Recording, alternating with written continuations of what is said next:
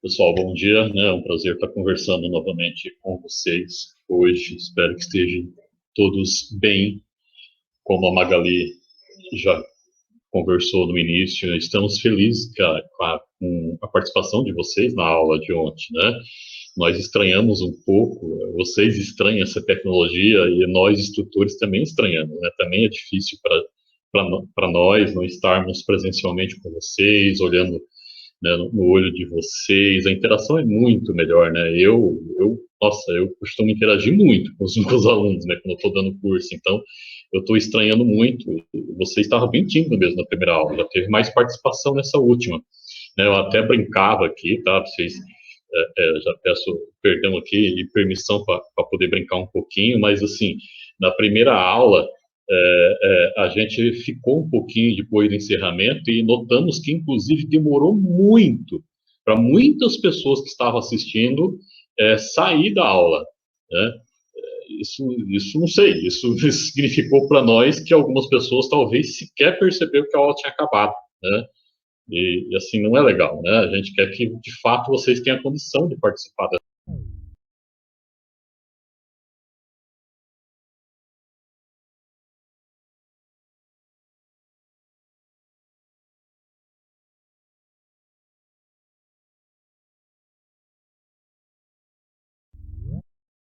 Momento enriquecedor para todos nós, né? Compartilhamento de conhecimento entre vocês. Então, é bacana vocês participarem. Notei também que, no momento de reflexão, até onde eu tinha visto, acho que mais de 20 já tinha feito desta aula, a aula que a Márcia vai dar, a próxima aula, né? Ou seja, já melhorou bastante, né? Vamos tocando. Já vi que a Leomar também, o Leomar, não sei, já se apresentou, né, Leomar? Que está com FCAD, né? Bacana, pessoal. Suelen, você pode passar para o próximo slide, fazendo um favor? Pode passar. Pode passar. Perfeito. Então, nossa aula hoje é sobre domicílio, né? Nós estamos avançando um pouco mais no formulário. Chegamos no bloco. Só um minutinho de volta. Para mim não está aparecendo slide. Su, você conseguiu compartilhar? Para vocês estão aparecendo? Para mim está aparecendo. Ah,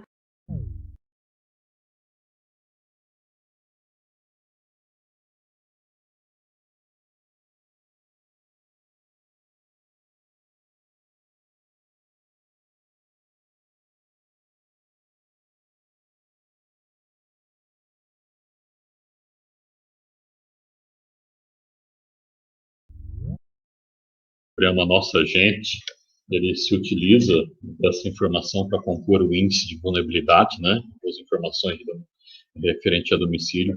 A gente tem alguns programas estaduais também que está se utilizando dessas informações, né, de domicílio, quanto saneamento, quanto, né, a questão de água no domicílio. Bom, a gente tem algumas questões que eu acredito que são as questões que todos têm um pouquinho mais de dificuldade, né? E eu não vi o teste inicial de vocês. Na próxima eu vou ver como é que vocês foram no teste inicial. Mas eu quero acreditar que a questão de ser domicílio particular permanente, domicílio improvisado e coletivo seja a maior dificuldade de vocês. Tem 13 questões nesse bloco 2 de domicílio. Pode passar, Sueli, fazendo um favor.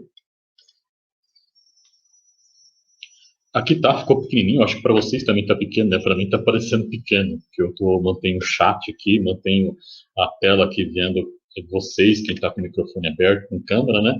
Tá parecendo pequeno, mas aqui é o formulário que vocês conhecem, o formulário principal, o bloco 2, né? Características do domicílio. Pode passar, Sueli.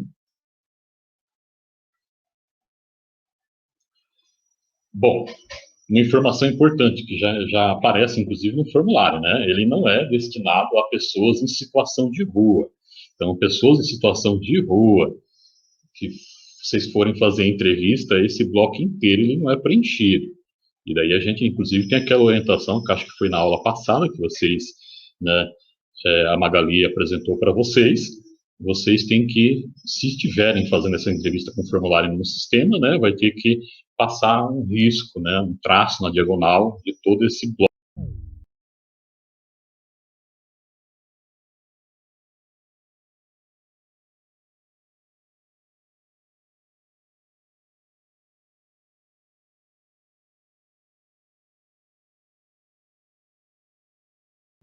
cabeça na mesma situação, né? Não dá para imaginar endereço de uma pessoa e não imaginar que tem um domicílio. Mas isto no cadastro único, os conceitos de cadastro único, isso é possível para pessoa em situação de rua. O endereço dela é o endereço onde ela é atendida, o equipamento que atende ela, conforme a Magali já colocou, só que domicílio, daí a gente não vai colocar nenhuma característica do CREAS, né, ou uma casa de passagem, por exemplo. Não entra aqui, né, não vai ter informação nenhuma. Bom, o domicílio, eu quero acreditar, então, que o conceito que mais importante pode, né, causar um pouco de confusão é a questão do particular, permanente, improvisado e coletivo. Eu reforcei nesse slide, né, o que eu considero assim que dá para vocês entender de uma vez por toda o que diferencia, né, um conceito de outro. A gente tem que pensar sempre em cômodos, serviços básicos e normas, né? Quando a gente fala em norma, a gente vai pensar em domicílio coletivo, né? E tem norma, né?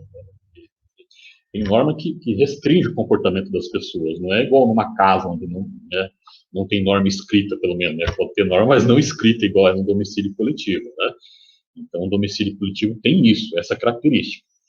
Se não tem essa característica, é porque pode ser um domicílio particular, permanente ou improvisado. Aí, o que diferencia o permanente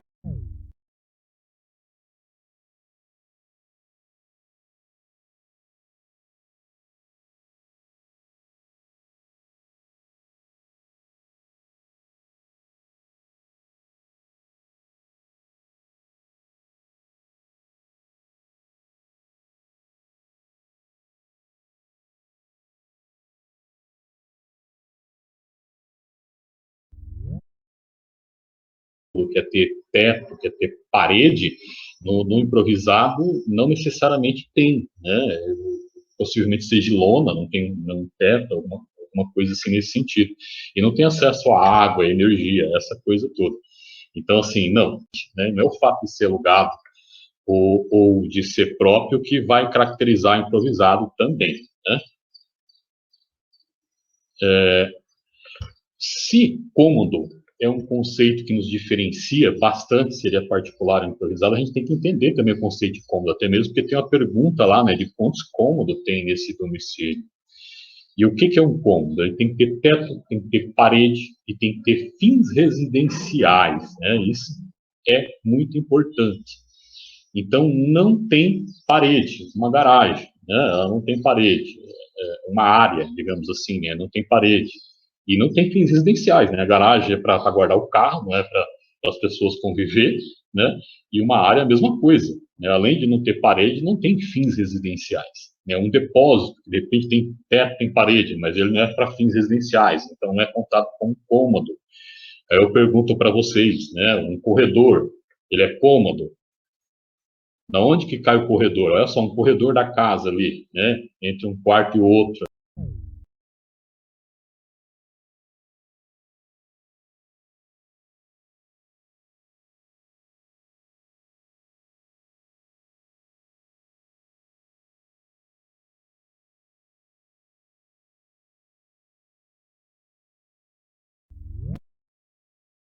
Ele pode ser delimitado só por parede, não necessariamente precisa ter teto daí, né?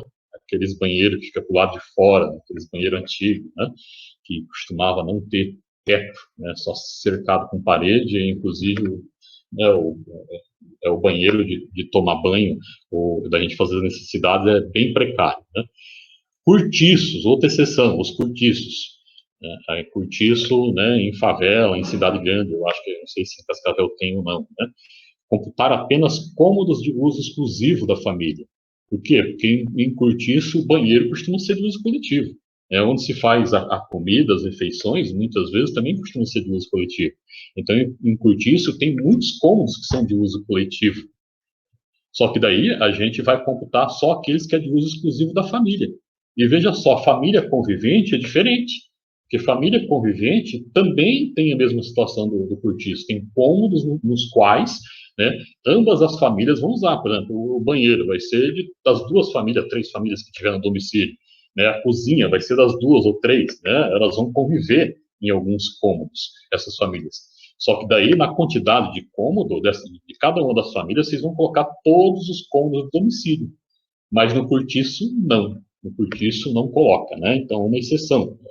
É regrinha que a gente tem que conhecer o cadastro único, senão a gente preenche de forma equivocada. Suelen, pode passar. Então, ó, reforçando novamente, favela não é sinônimo de improvisado, né? Pode estar na favela, mas tem cômodo, tem fins residenciais, né? Tem serviços básicos ali, tem energia, tem uma água, mais precário que seja, de repente é gato, tudo, mas tem, né? E particular permanente não significa próprio, né? Não vamos confundir aluguel, né? Talvez isso possa cair aí, já caiu, não sei, no caderno de atividade, os exercícios que vocês fizeram, né, no teste inicial. Então, não é, né? Pode ser alugado, mas é um particular permanente. E domicílio não significa uma família, né? No mesmo domicílio pode ter mais de uma família.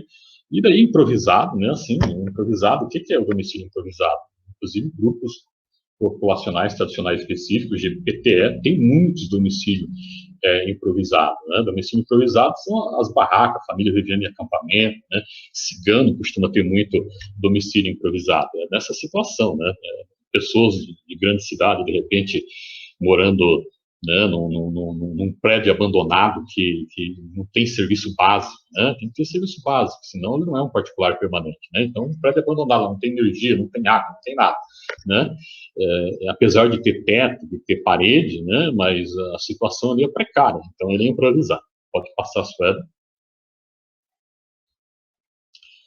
Tá. Também a gente preenche, além de quantidade de cômodos, se, né, esse tipo de domicílio, né, se é particular, improvisado, permanente ou coletivo, a gente vai preencher outras informações ali, e algumas informações parecem fácil, mas não, né? Então, os quesitos de água, de lixo, de iluminação, tem várias opções. E talvez, em alguns domicílios, as pessoas têm mais de uma forma, né? A água chega de mais de uma forma possível, né? Além de água encanada, tem a água do poço, né? Principalmente isso em área rural, né? Lixo, além de ser coletado numa caçamba, o lixo também é queimado, alguma outra situação. Então, a família, ela vai dar mais de uma resposta. Só que qual que você vai marcar? Vai marcar o menos vulnerável primeiro, né? Olha só, é uma ordem inversa, né? Para alguns quesitos ali que a gente vai marcar da característica de domicílio ou em outros blocos, a gente tem que marcar o mais vulnerável. Aqui não, é o menos vulnerável. E os menos vulneráveis, não sei se vocês repararam, ele está em ordem, né? Até facilita a nossa vida. Os primeiros itens que aparecem em cada um, né, em água, em lixo, em iluminação, é sempre a melhor situação para a família. É o primeiro que vai aparecendo. Aí o segundo é um pouquinho menos, né, menos melhor e vai caindo, vai caindo, vai caindo. Então, se a família falou que, né, o lixo é coletado na caçamba e é queimado, vocês vão marcar o caçamba, que é menos pior, digamos assim, menos vulnerável, né? E o lixo coletado indiretamente, alguns exemplos, né, para vocês, eu trago aí, vai que isso cai, né, no teste de vocês, né? Então, o que é lixo coletado indiretamente? A família, o lixo da família vai, né? A prefeitura coleta o lixo. Só que a família tem que levar até uma caçamba, que é as lixeiras coletivas. Em área rural tem muita lixeira coletiva, principalmente aqui na nossa região de Cianorte, né? Eu moro na região de Cianorte e trabalho em Paranavaí. Então, na região de Cianorte tem lixeira coletiva, que na região de Paranavaí já não tem, na área rural. Não sei aí na região de Cascavel, né? Então, a família leva até uma lixeira coletiva e lá a prefeitura recolhe esse lixo. Isso é lixo coletado indiretamente, tá? Fossa séptica e fossa rudimentar, talvez também, né? As pessoas, principalmente as mulheres, têm dificuldade de compreensão desse conceito, né? A fossa séptica é aquela que são duas, né? Costumam ser dois buracos, né? Um é para poder fazer a decantação e o outro é que a água vai cair, né?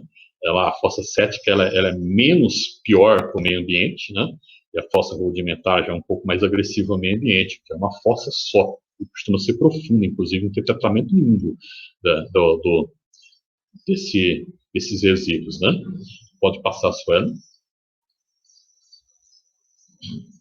Não houve dúvida, tá? Pelo menos até onde eu tinha verificado, vocês não apresentaram nenhuma dúvida quanto a domicílio. Pode passar, Sueli. Se vocês tiverem alguma dúvida, né, vocês podem perguntar depois também, ou agora, e daí eu encerro essa aula 5. A Márcia vai falar um pouquinho com vocês sobre a aula 6 e eu volto na aula 7. Ah, a Salete aqui, a Salete perguntou por que que a mulher tem mais dificuldade, né, Salete? Nossa, olha só, né? O Divaldo trabalha na Secretaria de Assistência Social, a Salete deve estar pensando assim: o que que é isso, Divaldo? Preconceito, machismo, né? Não, não é, não, né, Salete? Aqui, de fato, né? De maneira geral, né, as mulheres costumam ter menos contato com essa questão de construção civil, de domicílio, né, costumam deixar mais para as mulheres que têm marido, né, costumam mais deixar para os maridos fazerem isso. Então, elas têm, pode apresentar um pouquinho mais de dificuldade de compreensão desses conceitos, né? Só isso, tá? A Sete que não concorda, tá bom, Salete. Márcio, eu passo a bola para você, tá?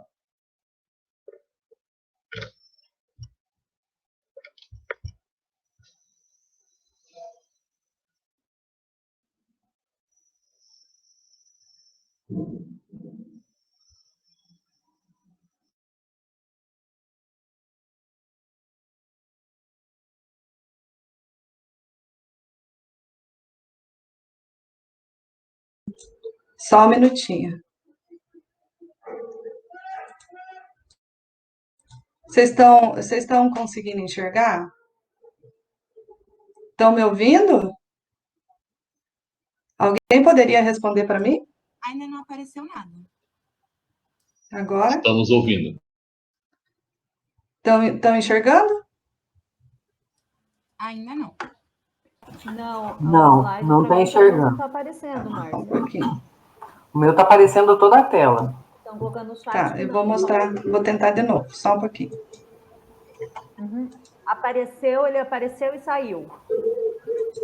Agora? Agora sim. Agora sim? Sim. Uhum.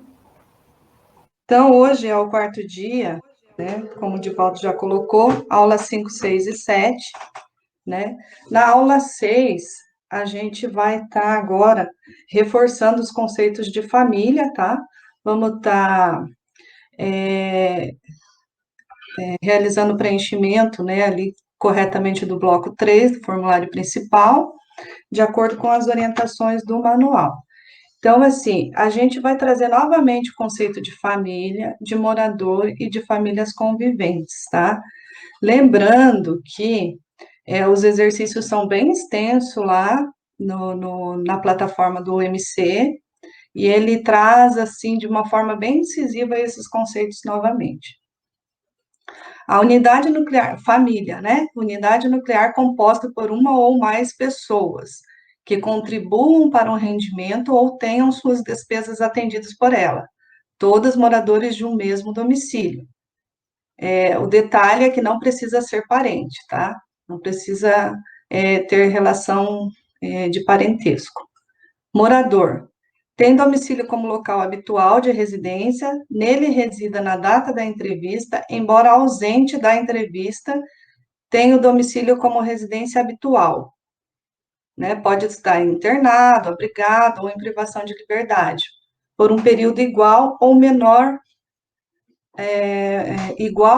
que 12 meses. Se a pessoa está internada, abrigada ou em acolhimento, com um período maior de 12 meses, ele não é considerado como morador daquele domicílio. Famílias conviventes. São compostas por duas ou mais unidades nucleares, parentes ou não parentes, né, que residem no mesmo domicílio, e necessariamente compartilham um ou mais cômodos da casa, mas não compartilham rendas e despesas. Nesse caso, ele traz um exemplo, né, que você pode considerar um casal com filho, esse filho casa, continua morando no mesmo domicílio dos pais, mas sem compartilhar a sua renda com eles, nem depender da renda dos seus pais. Tá? Então, a gente vai ter, por exemplo, 4 moradores na casa, mais 2 famílias. Isso a gente vai ver no quesito logo a seguir. A gente tem que lembrar também que no bloco 3, a gente tem que respeitar a questão do autodeclaratório, porque a gente tem o cadastramento diferenciado e no item 3.01, né, já tem a pergunta ali, a família é indígena? Você vai realizar essa pergunta para a pessoa, mesmo que você acredite que ela não seja indígena, né? mas você tem que fazer a pergunta. E se ela responder que sim, né, você segue o cadastramento diferenciado. Se ela responder que não, aí você passa já do item 3.01 já direto para o 3.07, tá? Segue essa mesma ordem lá nos demais quesitos, tá? Lembrar que o cadastro único ele só considera como indígena povos brasileiros, tá? E a questão de indígena e quilombola ao mesmo tempo. Eles podem ser considerados indígena, extrativista, por exemplo, indígena e família de agricultores familiares, mas indígenas e quilombolas não, tá? Não tem como ser assim. Então, já no item 3.01, que a gente já falou, né? Se você tiver essa pergunta, você vai fazer. Logo a seguir, tem também se a pessoa é quilombola, né? A família é quilombola, no item 3.05. É a mesma questão. Você vai perguntar, a pessoa vai trazer a qual comunidade ela pertence, no caso do índio, a qual povo ele pertence, e você vai estar fazendo a anotação. Tem a questão da grafia, que de repente tem um nome estranho de se falar ou de se escrever, mas você tem que respeitar a grafia, né? Então, assim, às vezes a gente pensa que é vexatório, mas pode ser vexatório para a gente achar que aquilo é vexatório, mas para eles, culturalmente, não é, faz parte da cultura deles e tem um significado próprio, né? Para eles, então, a gente tem que respeitar isso. Caso você identifique que não tem esse nome na lista que você tem ali, você pode solicitar para o Ministério da Cidadania fazer a inclusão, tá? Um detalhe também, né? Famílias que moram em cortiços, famílias que residem em casas de cômodos, né, como os cortiços, elas não são consideradas famílias conviventes, tá? Já passando ali para o item 3.07 a 3.08, quantidade de famílias e pessoas que residem no local.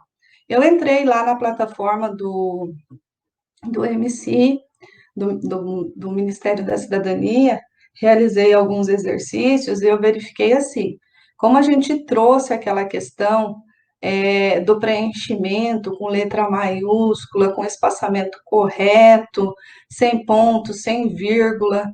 Então, lá vocês vão responder os exercícios e vão estar seguindo essa norma, tá? A numeração tem que ser nessa questão de cômodos, nessa questão de quantidade de moradores, vocês sempre vão utilizar 0, 04, 06, 08, né? Conforme está solicitando, porque senão vocês vão ter ali, vão verificar que o sistema ele vai dar a sua questão como errada, tá? É só para vocês se atentarem ali no preenchimento. Então, assim, a quantidade de famílias e pessoas que residem no local.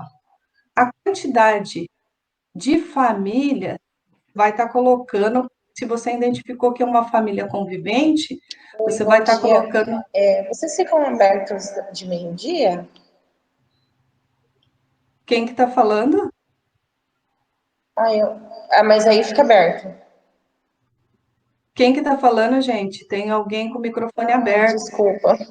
É do Floresta, o anexo ao Irani. Ela Gente, fecha. Isso? eu não sei, está tendo uma interrupção aqui. Oi, ela fecha de meio-dia?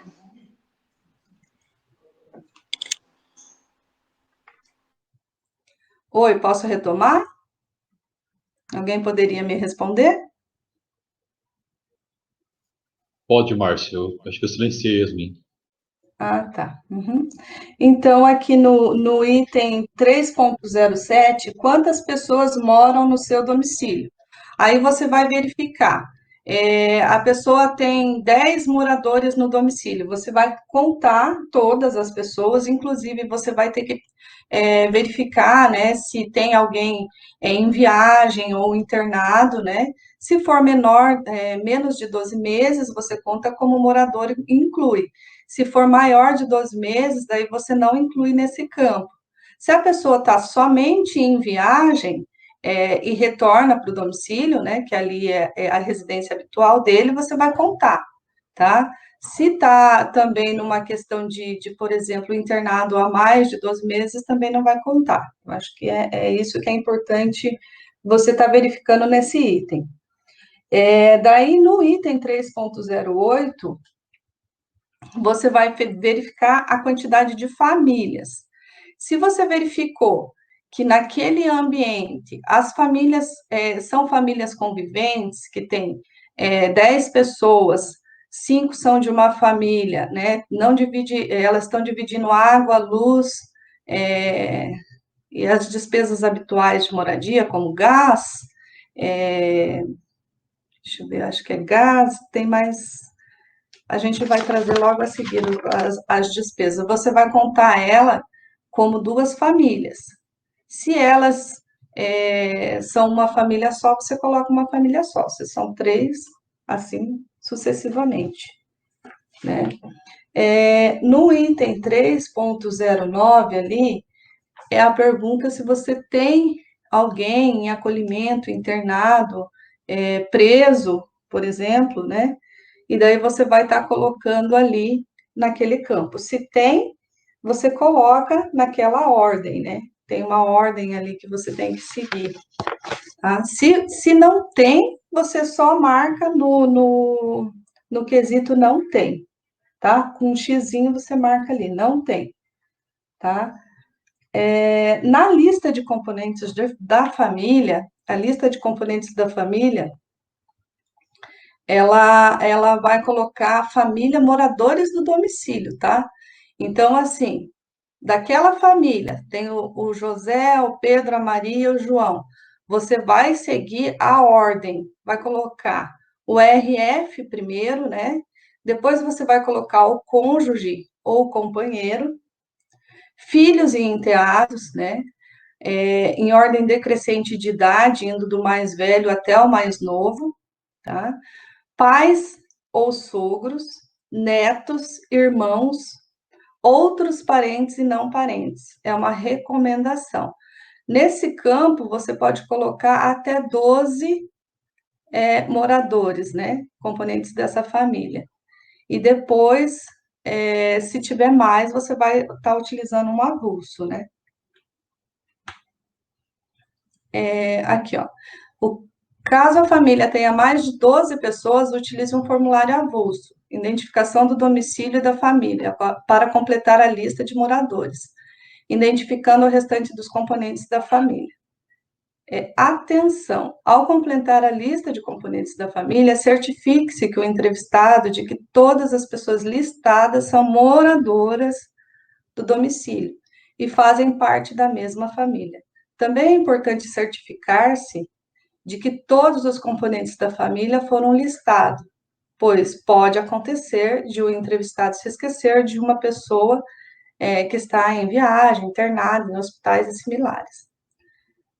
No quesito já 3.10, daí a gente já tem a questão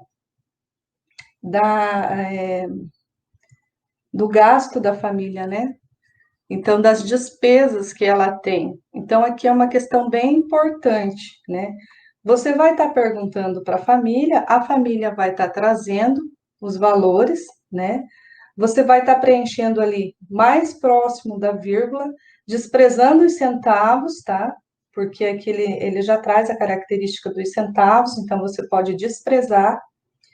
E um detalhe importante, se for uma família convivente, por exemplo, se for 2 pessoas no mesmo domicílio, 2 famílias que residam no mesmo domicílio, você vai pegar a energia elétrica, se for R$ 40, e divide por 2, tá?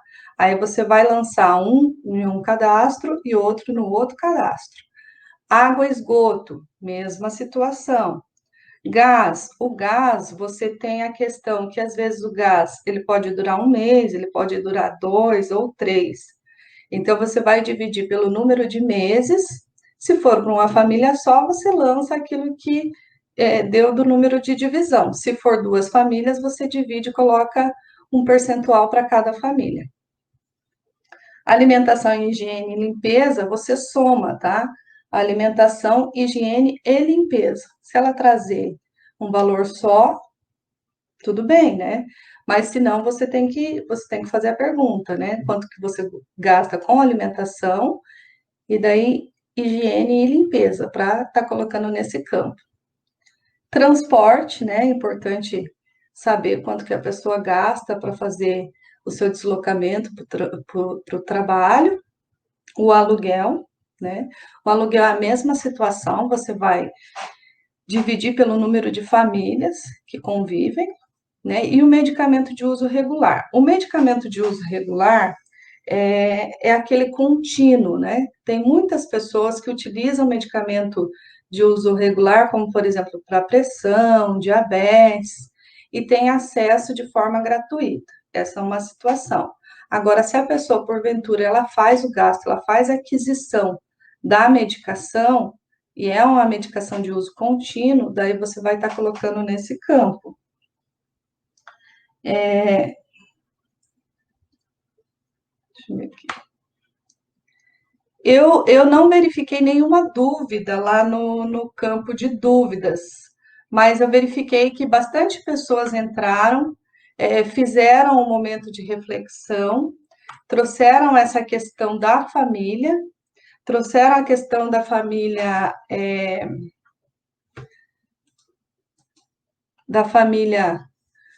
ser unipessoal, da família ser convivente, né?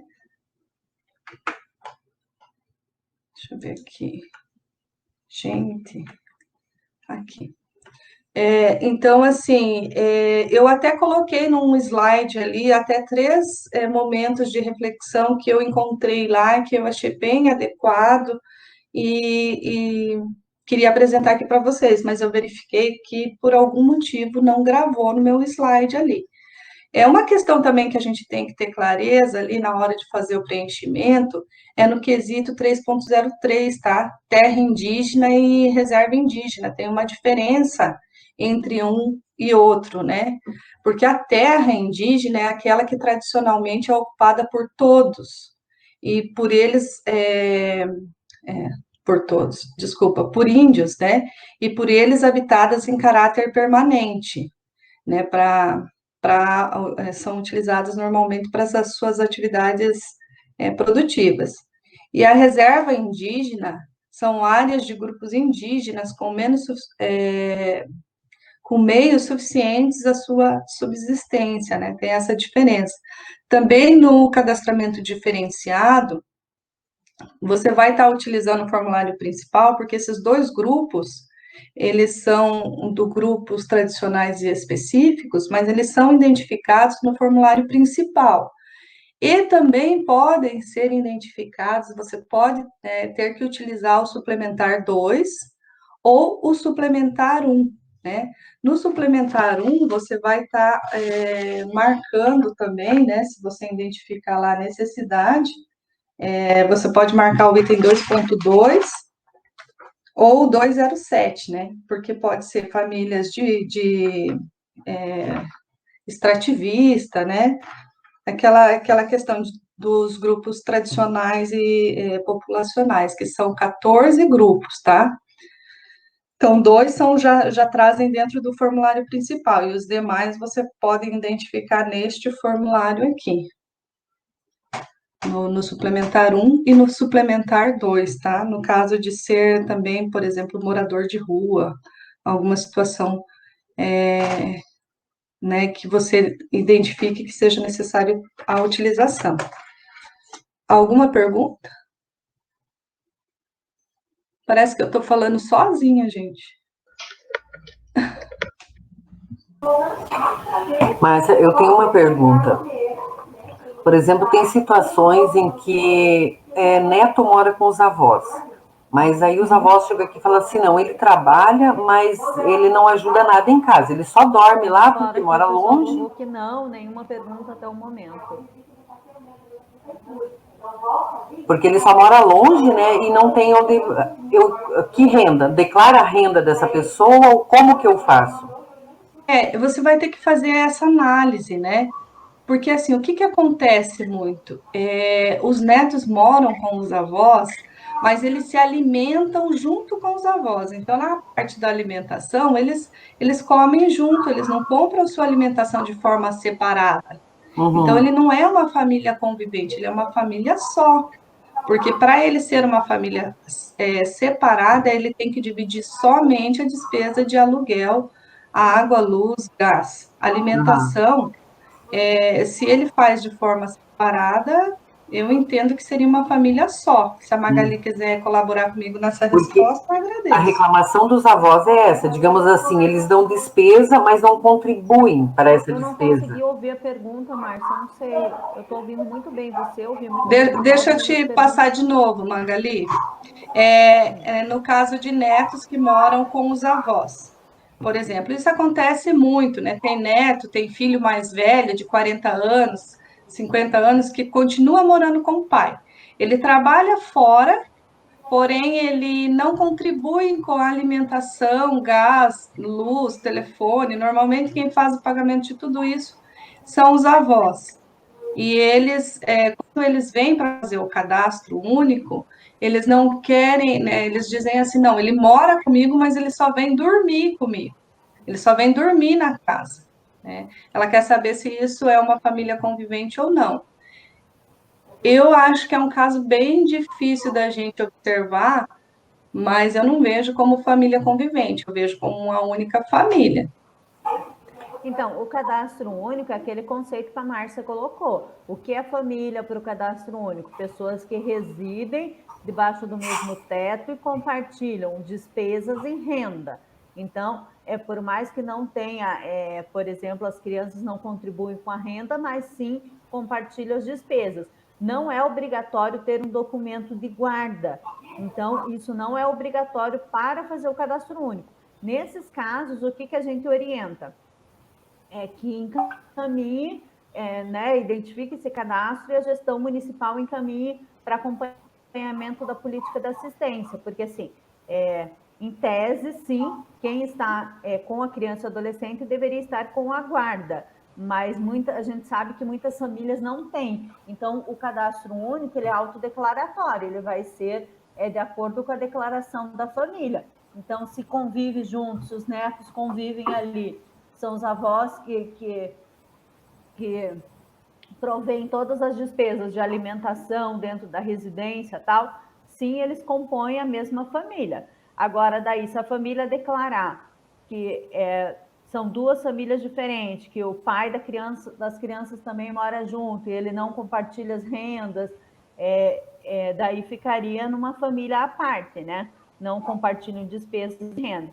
Então, o conceito do cadastro único vai ser sempre esse de compartilhar despesas e renda. Quem compartilha a família é uma única família. Quem não compartilha pode ser família convivente. O bastante problema deles é que a maioria desses avós tem o BPC, né? E onde entrar uma renda a mais, eles acabam perdendo, né? A Salete colocou aqui no chat que família convivente ocorre muito com estudantes. E a Valquíria, que ela questiona se esse neto tem renda, por exemplo, com carteira assinada. Quando fazer cruzamento de dados, ele vai aparecer com renda. No caso, se a família for perfil para bolsa, não irá receber. Então, essa análise se vai comprometer ou não, o que a gente diz, o cadastro único ele é utilizado para mais de 20 programas. Então, a gente não faz o cadastro único de acordo com os critérios dos programas, e sim de acordo com o conceito do cadastro único. Então, o conceito do cadastro único se divide despesas e renda, é uma única família. Se não divide, é família convivente. Aí essa explicação que é o papel do entrevistador fazer para a família. Esclarecer que para o cadastro único é assim, e que cada programa daí vai analisar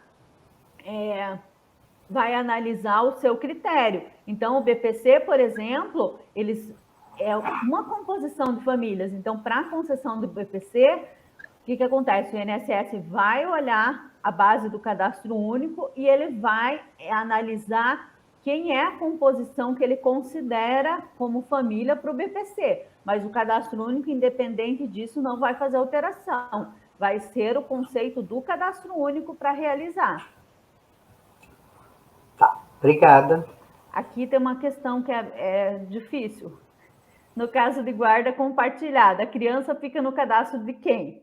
Nesse caso, é a família que vai ter que chegar num consenso no cadastro de quem ela quer colocar.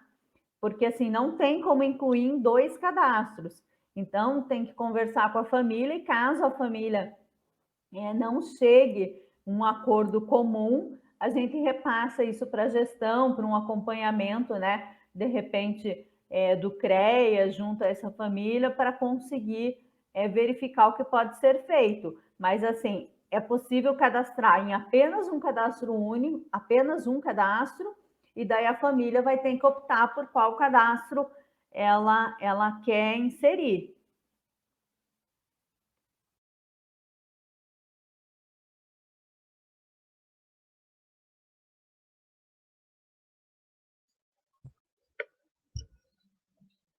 Damos continuidade. Você terminou, Márcia? A Valquíria colocou aqui também tem o BPC, pode comprometer? Tem uma orientação técnica específica para o cadastramento de BPC, mas eu acho que a Magali já trouxe na resposta dela. Claro, tudo que é identificado dentro do cadastro único ali vai servir para concessão ou não de algum benefício, mas na hora da gente realizar o cadastramento, a gente tem que levar em conta aquilo que a família traz como realidade. Pode comprometer, Em porque... relação ao BPC, só para complementar, a única coisa que foge um pouquinho da regra e que eu acho que a gente deve contribuir com as famílias, senão elas vão retornar, é que assim, o INSS só considera membro familiar quem tem o CPF incluído no cadastro único, mesmo porque daí tem aquela composição, né? Cônjuge, companheiro, filho, enteado até 21 anos... Então, tem aquela composição lá para o BPC, só que ele só vai considerar no cálculo as pessoas que têm o CPF. Então, eu acho que enquanto cadastro único, a gente tem que tomar esse cuidado, assim, saber se alguém chegou e vai falar assim, eu quero fazer o cadastro único porque eu vou requerer o BPC. Então, de passar essa informação, para requerer o BPC tem que ter o CPF de todo mundo no cadastro. Agora, quanto à composição e renda, permanece o conceito do cadastro único.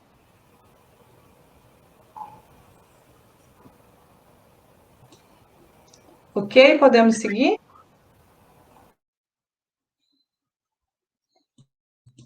Acho que podemos seguir, Divaldo. Ok, Márcia. Suelen, conto com a sua colaboração. Bom, pessoal, conceito de família convivente, de morador, de fato é um conceito um pouco mais complexo do que domicílio, do que identificação da pessoa e documentos que eu vou trabalhar, né? Então, assim, a gente até pode ter, igual eu falava, tem endereço e de repente não tem domicílio, ou né, tem um morador que não é do domicílio, igual a Márcia trouxe para vocês, né? A pessoa de repente está afastada, né, do convívio, está numa criança que está no abrigo, e até mesmo com mais de 12 meses, desde que o conselho tutelar, né, desde que ela não perdeu ainda o poder familiar, a família não perdeu o poder familiar, e o conselho tutelar, né, atesta que existe possibilidade de voltar para essa família, ela pode, inclusive, ainda constar como sendo, né, moradora daquele domicílio, né, ou um componente daquela família, né. A questão de família convivente é muito complexa mesmo, né, porque mexe com renda. Até brinquei um pouquinho com vocês, ainda bem que as famílias ainda não se atentaram que isso é difícil de identificar, né, de caracterizar ali esses conceitos de dividir despesa e renda, né, só para ilustrar um pouquinho, trazendo bem rapidamente para vocês, assim, né, até a título de participação de vocês, que eu achei bacana a participação. Isso aconteceu no município que eu prestava assessoria na região do Cianorte. né? A entrevistadora ligou para mim e falou, Divaldo, tem uma moça aqui que mora junto com a mãe dela, né? Ela já foi casada, ela se separou, voltou para casa da mãe, só que agora ela está querendo fazer um cadastro único só dela, morando na casa da mãe. Ela disse que é família convivente. Só que eu acho que não é bem assim não, mas ela disse que é, né? E ela está sem renda, ela não tem renda nenhuma, ela não tem receita, ela não tem emprego ainda, só que ela mora na casa da mãe, né? Então, por óbvio, se ela não tem renda, né, as despesas de alimentação e outras despesas, não de roupa, porque a pessoa pode ficar sem comprar roupa e outras coisas, de repente não usa remédio, né, outras despesas ali, ela pode ficar sem um tempo, mas a alimentação ninguém fica sem comer, né, e essa alimentação com certeza está sendo custeada pela mãe. Só que daí a moça alegava, não, mas isso é pontual, né, eu não estou dividindo despesa com ela, porque eu não tenho dinheiro, então tem que comer, só isso, mas na hora que eu tiver dinheiro eu banco a minha alimentação. Então, assim, tudo isso é muito complexo.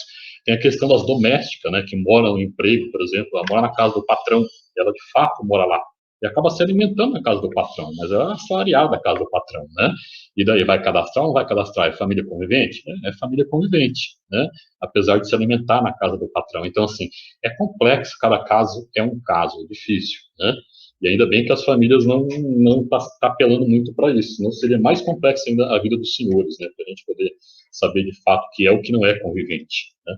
Uma coisa é a gente saber se tem renda ou não tem renda, a gente vai chegar nessa aula, né, questão informal e tudo.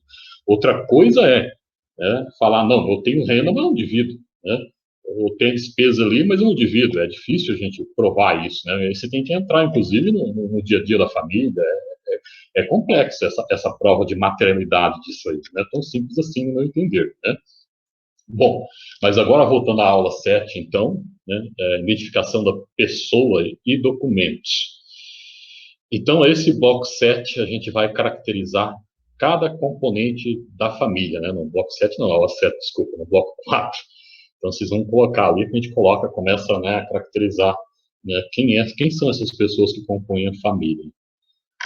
Tem 20 questões, né? É um bloco com bastante questões, mas são todas questões fáceis. Eu acho que não tem muitas dúvidas quanto a isso. Pode passar, Sueli. Aqui eu trago, então, né, uma imagem do formulário aqui, o bloco 4, a identificação da pessoa, né, até começa com 4.01, número de ordem, né, e vocês vão repetir esse número de ordem no primeiro quesito, que é aquele que vocês colocou na lista de componente, que a Márcia já falou para os senhores, né. Pode passar, Sueli. Então, preferencialmente o RF seja o 01, né, primeiro do número de ordem, isso não significa que seja obrigatório, mas preferencialmente sim tem essa orientação. Nome, ele é um pouco mais complexo, as orientações quanto ao nome. Parece simples, mas não é, né? Tem a questão do indígena, tem a questão de, mas de repente os nomes num documento está um nome, no outro documento está outro nome.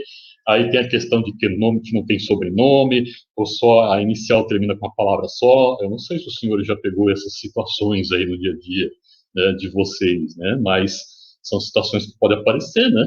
Pode ser que tenha, né? A pessoa, de repente, não tem sobrenome, mas daí não vai dar para cadastrar. Não tem como cadastrar uma pessoa que não tem sobrenome. Vocês vão ter que encaminhar ela para que seja feita a regularização e depois ela volte, né? Para que pessoas que têm social ajudar elas. O indígena, de repente ele quer usar, ele só tem a Rami, se ele só tem a Rami, né? Com certeza é o nome que está na Rami. Agora ele tem a Rami e a certidão de nascimento. Os senhores podem usar, né, a orientação que use o nome da certidão de nascimento, que é possivelmente um nome diferente da Rami, né, um nome indígena, e o nome indígena é um nome social, né? Tem essa situação aí, quando foi indígena, eu acho que na região de Cascavel tem alguns indígenas, né? Sim, tem. Tem, né, Márcia? Sim. Registro e certidão de nascimento. Agora já saindo um pouquinho do nome, né, da questão do nome ali, dessa complexidade do nome. O registro e certidão de nascimento é diferente, né? Algumas pessoas podem ter dificuldade com isso. Eu acho que nenhum dos senhores tem, né? Mas registro é uma coisa, certidão de nascimento, que é o resultado de se registrar, é outra. Então a pessoa pode ter registro, mas ela não tem a certidão de nascimento. Então ela vai ter que pedir uma segunda via. Então, quando fala que não tem certidão de nascimento, o correto, né, é na contrarreferência, os senhores encaminhando para o pessoal do CRAS para que, de repente, né, se a família necessitar de ajuda, seja encaminhado, né, ela para conseguir essa segunda via da certidão de nascimento. Podem passar, Sueli. O Walker falou que uma das questões do exercício era o nome indígena. É isso aí, Valquíria. Eu tentei, tá, Valquíria, pessoal? Eu tentei aqui trazer para vocês, né? O tempo da gente é curto, já está acabando o meu tempo. Então, igual eu falei, é só para poder tirar dúvidas. Eu tentei trazer para vocês o que cai no exercício. E, assim, eu não vou falar que eu estou trazendo o que cai no teste final, porque daí seria sacanagem, né? Eu acho que eu não posso, eu não sei também como é que vai ser o teste final de vocês. A gente imagina, então, assim, eu estou trazendo algumas coisas que pode ser um pouquinho mais polêmico, que pode suscitar dúvida, né? Eu já respondo a tua dúvida, tá, Silvana? Acho que o Silvano pediu para poder falar, né? Dando continuidade aqui, a Silvana aqui traz um tema que vai um pouquinho da aula minha aqui. Então a gente vai comentar sobre isso, Silvana, mas no final da aula, tá? Além das certidões, o bloco 5, eu acho que tinha isso no exercício de vocês, não é só certidão de nascimento, casamento e RANI. A gente, de repente, esquece. Por que nós esquecemos? Principalmente nós do Estado, né, Márcia e Magali? A gente não trabalha com formulário, com sistema todo dia, igual os senhores trabalham. Então, quando fala a palavra bloco 5, até a gente imaginar que o bloco 5 é aquele que registra todos os documentos, demora, né? E talvez no exercício não fala, o bloco 5 dos documentos, fala só bloco 5. Só bloco 5 o termo usado, né, no exercício, no teste final. E daí talvez a gente dá um branco, né? Opa, bloco 5, mas o que é bloco 5, afinal de contas? Né? Não, bloco 5 é o dos documentos, então tem mais documentos, não é só esse, né? CPF, RG, carteira de trabalho, título de eleitor. E documentos obrigatórios, reforçando que todos os senhores devem saber, né? Para RF, CPF, o título, qualquer documento para os demais. Se for indígena e quilombola, qualquer documento, inclusive o RF. Se for estrangeiro, pessoa, né, estrangeira, ela não tem título de eleitor, então é CPF ou RF, né? Pessoa sem nenhum documento não consta no cálculo de renda, né? Não vai contar no cálculo de renda. E aí, é bom ou ruim não contar no cálculo de renda? É ruim, né, pessoal? Por quê? Porque daí a renda, bom, é ruim desde que essa pessoa não tinha renda nenhuma, né? É uma criança que não tem renda e dela não tem documento. Pô, essa criança poderia reduzir o valor da renda per capita se ela tivesse documento, né? Agora, ela sem documento não vai ser reduzido. Agora, se é uma pessoa com renda e sem documento, que muito dificilmente isso vai acontecer daí, né? Porque a pessoa tem renda, possivelmente tem documento, né? Daí seria ruim. Seria bom, no caso, né? Ela fica sem NIS, ela não é habilitada para problemas sociais, então uma criança, de repente, se a família for habilitada, né, for selecionada no programa Bolsa Família, não vai receber os benefícios da criança, então não é legal isso, né? Até pode, no momento da entrevista, que não tem documento, ficar ali, esperar por 30 dias, mas a família tem que voltar, como os senhores sabem, né, e informar pelo menos algum documento da criança. Suelen, pode passar?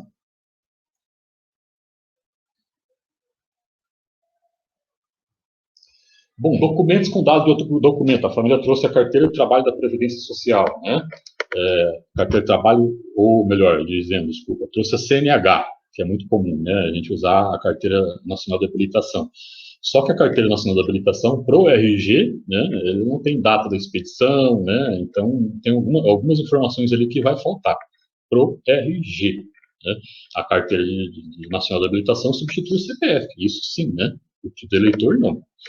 Bom, estrangeiro pode se cadastrar com qualquer documento, só que o RF, eu já falei para vocês, né? Certidão de nascimento, aquelas crianças que nascem, eu acho que tinha um exercício assim, né, pessoal? Certidão de nascimento consular tem que ser transcrita em cartório de primeiro ofício, né? Reforçando para vocês não esquecerem, isso cai no teste final, né? Então não adianta ter certidão de nascimento consular, vai ter que chegar aqui no Brasil e registrar num cartório de registro civil de primeiro ofício para poder passar a valer e ter toda aquela numeração, né? Senão a numeração não bate, né? A numeração da certidão de nascimento consular é diferente, né? Da nossa certidão de nascimento mesmo oficial. Suelen, pode passar? Não houve dúvidas, né? Fora de dúvidas, não tem momento de reflexão. Então vamos às perguntas. Deixa eu ver aqui, vou voltar, vamos ver. A Magali falou que na questão de ter apenas um nome para cadastramento, a Caixa Econômica realiza o cadastramento, o município encaminha cópia do documento à Gigov e eles abrem o CAD e depois o município complementa. Então, essa eu não sabia, Magali. Obrigado. Ó, então, mesmo que tenha apenas um nome, né, não tenha um sobrenome, fazendo esses procedimentos aqui, vocês conseguem cadastrar, né? A Caixa vai conseguir, né? A Silvana perguntou, tem como fazer denúncia de família que recebe o benefício indevidamente? E aonde? A Magali respondeu aqui, né, os canais de denúncia aqui do Ministério da Cidadania, né? Só que assim, Silvana, essa denúncia pode ser feita para o município, né? Não sei o que você está perguntando, né? Mas o município também é responsável pelo processo, né? Ele é responsável pela gestão do cadastro único, né? Ainda para essa informação, essa informação ela é verídica ou não, e ele também tem sua quota parte no processo de fiscalização daquelas famílias que já recebem o Bolsa Família.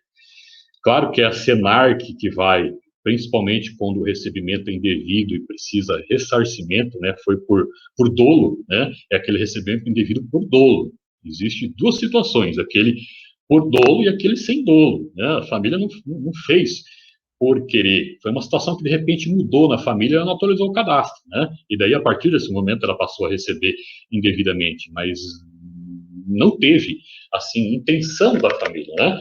Agora, quando tem intenção, é provado que teve intenção, a família pode ser, inclusive, ela ter que ressarcir esse valor. Só que isso, quem faz isso é o Ministério, né? Só que até chegar lá, sim, o município pode receber, sim, né? Na minha opinião, Magalhães, não sei se quiser complementar depois, mas o município pode receber essa denúncia e pode estar encaminhando para o Ministério, ou pode pedir que seja encaminhado diretamente para o Ministério, né? Bom, a Salete pergunta: estrangeiros sem nenhum documento brasileiro não pode ser incluído no cadastro. É isso? Excelente. É isso. Né? Magali, você quer complementar? Em relação, acho que a denúncia é isso que você colocou mesmo, Divaldo. Pode ser feito ao governo federal, mas também isso é uma atribuição da gestão municipal. Então, pode ter canais de denúncia no município e aí a gestão municipal tem que averiguar. Aí segue aqueles procedimentos de fiscalização que o MDS orienta. Em relação aos estrangeiros, então, o cadastro único, ele permite aquele cadastro que é temporário. Então, o que eu faço para a pessoa que não trouxe nenhum documento, só que aquele cadastro, ele vai lá expirar em 30 dias dentro do sistema, se eu colocar, né? Se a pessoa não apresentar documento, ele fica com a pendência e expira depois. Então, a gente sempre tenta orientar para que a pessoa vá primeiro fazer a documentação, né? O CPF é um documento que eles conseguem fazer apenas com a certidão deles transcrita, né, pelo consulado, e daí, a partir do CPF, eles já conseguem fazer o cadastro único, porque basta ter o CPF, né, o RF. Perfeito, Magali, esclarecido. Alguém tem mais alguma pergunta? Está esclarecido, Salete, a pergunta? A Silvana também ficou esclarecida, Silvana? Ou você quer fazer mais alguma colocação?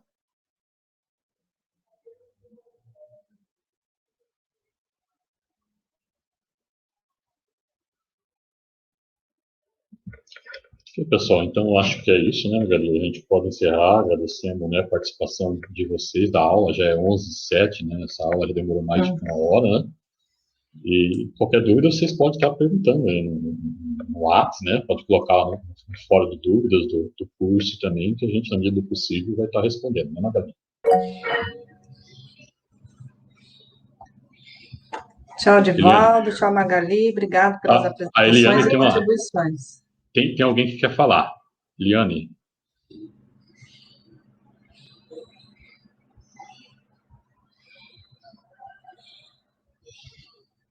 Alguém pediu para falar. Foi sem querer? Eu acho que foi sem querer, Divaldo. Não, a Eliane colocou no chat que ela está tentando, mas não está abrindo. Acho que o microfone dela não está abrindo. Se quer escrever a pergunta no chat, Eliane, a gente aguarda.